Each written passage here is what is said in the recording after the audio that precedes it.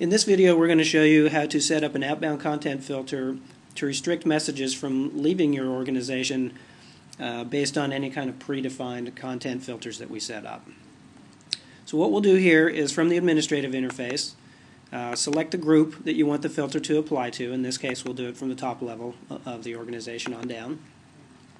We're going to go down to Outbound Services and click on the Content Manager. And here's where you would set up a new custom filter in addition to any existing ones that might already apply. So click on Add Custom Filter. Now let's take a scenario here where we're developing a new product. We don't want anybody sending messages out discussing that product or having any information about it. So with the content filter, we can certainly let that apply. So let's first of all give the filter a name, and we'll just call it Product X. Go ahead and turn the filter on so that we know that it will apply once we're done saving it.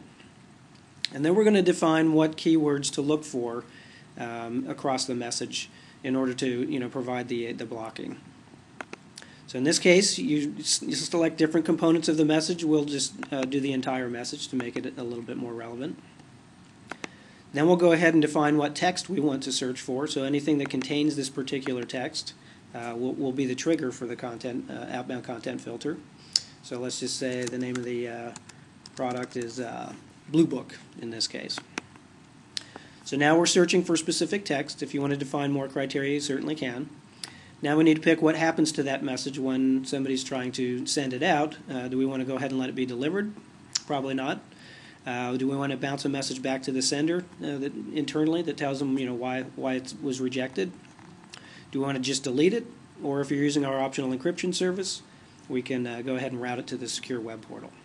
In this case, what we'll do is we'll just bounce it back to the sender with a custom message, and I'll show you how to do that in just a minute. But what we also want to do is add a particular person to the quarantine to show them, to have a paper trail. If somebody is trying to violate policy, you probably want somebody to track that down.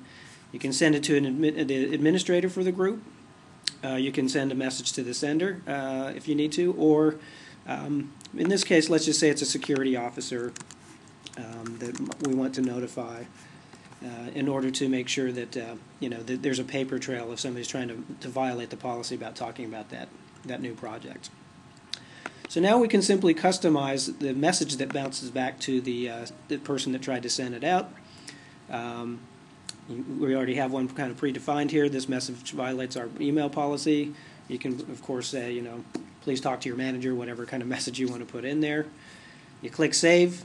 The filter is now in place, and whenever anybody tries to send something out with the word Blue Book in it, the message will be bounced back to the sender, and the copy will go to the security officer.